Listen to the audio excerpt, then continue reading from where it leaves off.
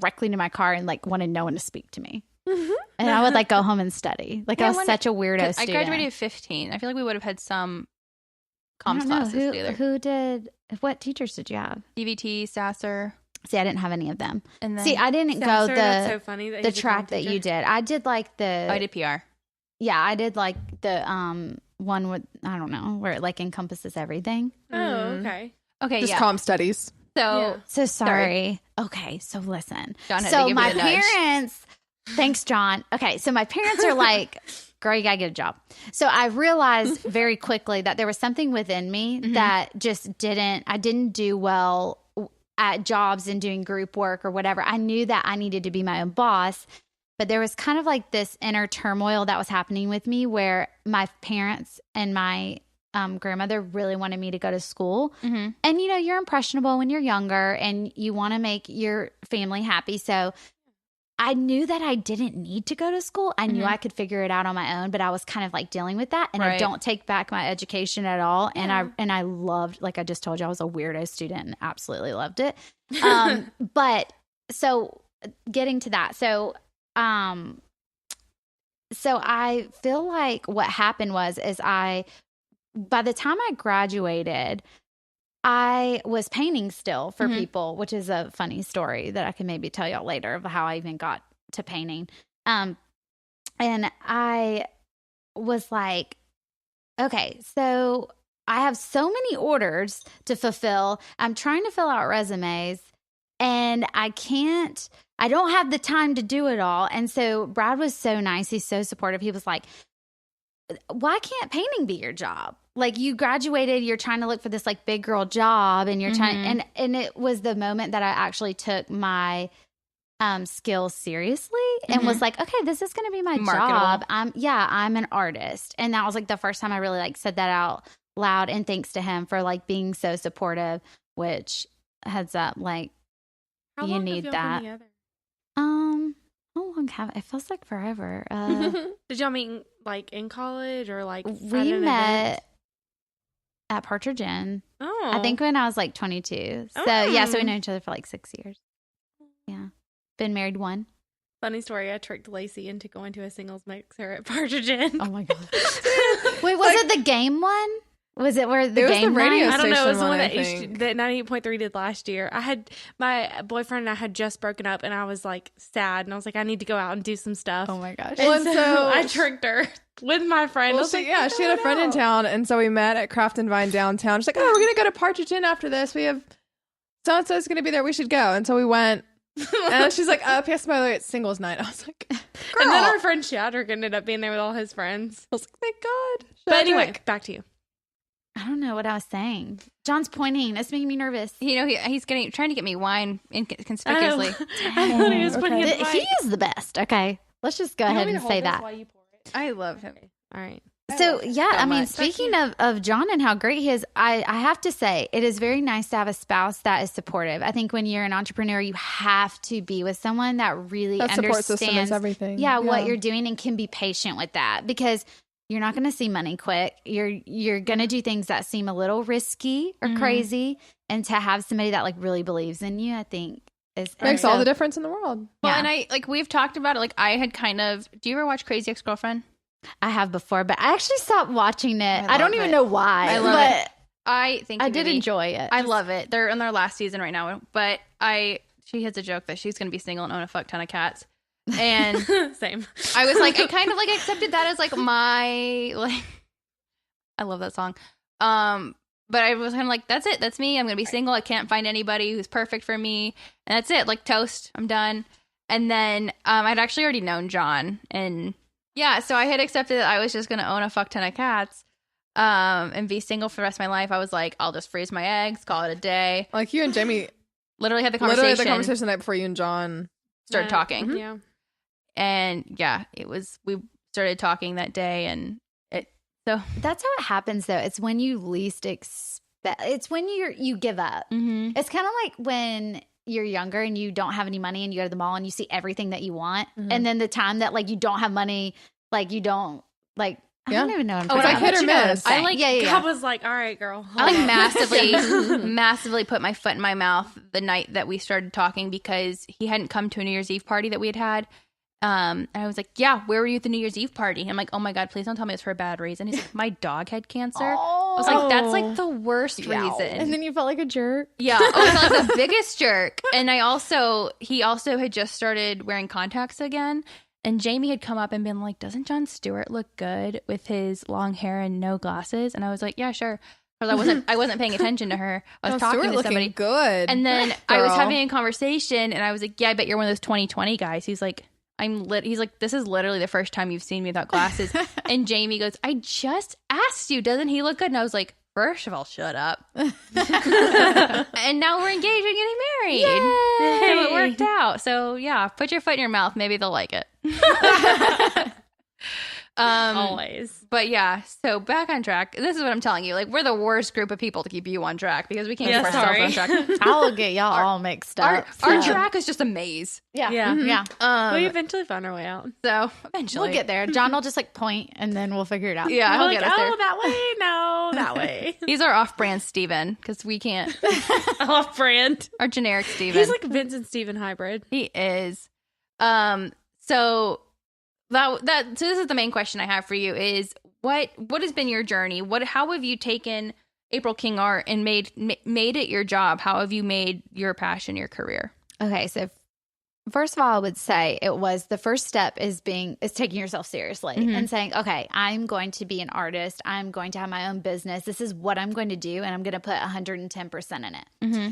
I come from a working class family, so we and like I was telling you guys earlier, I had 4 sisters. So we had, I mean, my parents did their absolute best, but we had like, I would say what we need sometimes like barely. Our grandma spoiled us a lot, but what I'm getting at is that I didn't have a problem with risky.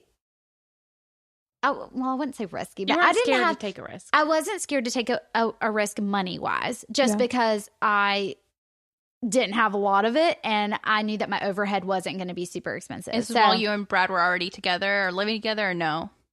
Yeah, at this point, I think we were living together, and he was being super supportive about it. Yeah, that's a big part of it. I think we had just graduated, and I know he's and a little hard work never hurt nobody. Yeah, Yeah, he's so great. But so he really was like, okay, you're like, this can be your job. Like, you need to let go of that inner turmoil of, I need a big girl job. I have to use my degree. I just got this degree. I need to use it. And so, there's that guilt there. Yeah. Right. And I just had always dealt with that inner turmoil. I really wanted to make my grandma happy. We all dealt with that early 20s kind of thing. So he kind of gave me the confidence to say, okay, this is what I'm going to do. He's going to support me in this. It's so much easier when you have 2 people. Mm-hmm. So I would say that. So also, shout out to Brad. Right. Like if you have someone that's supportive or that you feel like you're not making so many risks like money wise. Yeah, because that's a real life part of it. Right. You have to have insurance. You have to pay bills. Right. So I think that was it was like, I just wasn't really scared of that because I didn't really come from a lot. So I really made that jump and did what I had to do. And I wasn't scared how bills were going to get paid. I just knew it was going to happen. I didn't know how. And I kind of learned watching like Shark Tank and stuff and like learning other entrepreneurs' personalities. That's what I was saying earlier. I feel like you don't know how you're going to make it happen, but you're going to make it happen. You have the faith in it. Right. So, it was a lot of coffee shop days of like sitting down, organizing some notes and figuring out exactly what I wanted to do. But I would say a lot of it too is not producing something and getting a huge inventory if you don't know if people are going to buy it. Right. So I was commission based. And so people were ordering stuff from me. And then I slowly just kind of learned what people wanted and what they didn't want. And is that something you branched on social media and kind of worked your following up and everything on that? I kind of feel like I really didn't intend to. I honestly, it sounds crazy. I didn't ever intend to have a following on Instagram or anything like that. I didn't think that was how I would, because at this point it was word of mouth. So I didn't think I was going to use that platform, which is so silly because this is the information age, and that it's having all these platforms is so easy and great for your business. It just kind of like, Instagram is so fun for me. I have a lot of fun with it. I love everything about it, the content, the colors, all of that. And so I noticed that over time, people were becoming very interested in my content. And I didn't know how to make a brand. I wasn't trying to be a brand.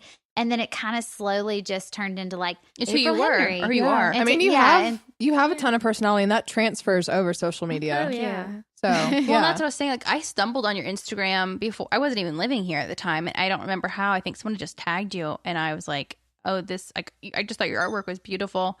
And thank you. I mean, you're at almost, 29,000 followers at this point? You're close to it?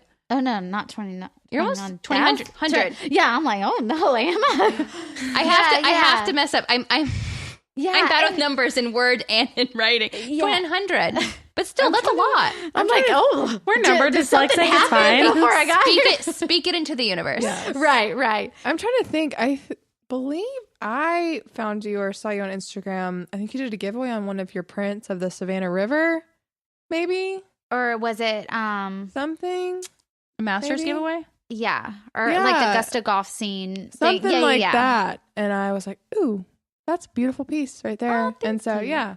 Yeah, I'm just basic, and I was like, "Ooh, the Southern salad mural looks amazing." I was like, "The Ushery's got it going on," which I love. It's your pictures beautiful. That you took in front of it. They were really You cute. saw those? Yes. Oh my gosh! I did. Well, I told you I like stalked you all on Instagram before I came. Like and Facebook. fangirling over here. We're in the office. She's like, so we have they moved her down to the other side of the office, and because they hate us. They don't We want have us too to be much together. chemistry. They have these fans Oh that my gosh. blow. It's like school air conditioning. It kind Seriously. of is. But she was like, I was like, I can't hear you at all. So I walked down, and she was like, April Henry King followed me. Oh my gosh. She knows who we are. I was like, yeah, I mean, she already followed me, but it's okay. Oh my gosh. Y'all are so funny. And that right there is just really funny to me, because I feel like I am just, and that is a little bit of advice that I would say too. I think that when you work on your business, you have to work on yourself too. Mm-hmm. And I think that every day I really am genuinely just trying to be, tap into myself and learning myself more and more. And then that reflects in my business. You're absolutely genuine. I think 100%. And that was the thing with us is we felt like you were already our friend before we knew you. Yeah. Because we're like, oh, she's going to have so much fun with us. Because you just seem like a goofball. Oh, I am. And we're three goofy squirrels just I love it. making it every day. And I just love what y'all are doing. I love that y'all started this. And I would have to say too, when you start something, you just have to have that confidence to not ask for permission and just go and do the things that you want to do. I think so many times we wait for someone to give us, a bunch of compliments or oh, you should do this, you should do that. But it's if you feel that you need to do something like what y'all are doing now, I love that. I love the initiative. Well, I think the best thing you can be is authentic too. Yeah. You want to believe in what you do and do right by. Well, and that's this. I mean, we're authentic to a fault on here. Yeah, it's really bad. Sometimes I'm like, oh, wait. Can you cut that out? I don't want my mom to hear that. I'm like, no, she's going to hear you say penis. Sorry, Melanie. Last week was the dating episode, and then I'm the only active dater here. Which, I feel like, is that fun? Yeah. Okay, because me and Brad are before Tinder was even a thing or anything. Hated it. We talk about all the time how much fun you guys are having. Are you not having fun? Because we're we would be all up on there. Let me just let you know. Okay, I hated Guys it suck. personally. Okay, yeah, I could I could literally see that. I went on 4 dates. Dating's very confusing. Almost all of them before the date was over was so back to your place. I was like, no. But no. Yeah, I want to make a That's not comment, what but my this is. fiance's here. It was just weird. And I was like, no. But I'm the weirdest dater. So I tend to date people I've been friendships with for years. And my last boyfriend was my only boyfriend because I'm weird and I just won't date people unless I really like them. And But I think that's good to be friends first. Yeah, right? I think so. I think because so. that's the way to my heart. If you want to date me, be my Yeah. friend. See, I don't agree. I think that makes it harder when you break up. Because you have that. Yeah. I mean, it was really hard, but we'd been friends for 5 years, And then we broke up, and it was a bad breakup, and we haven't spoken since. And so it's been really hard, but you've been really good about like casually like going out. Yeah, I've been forcing myself to.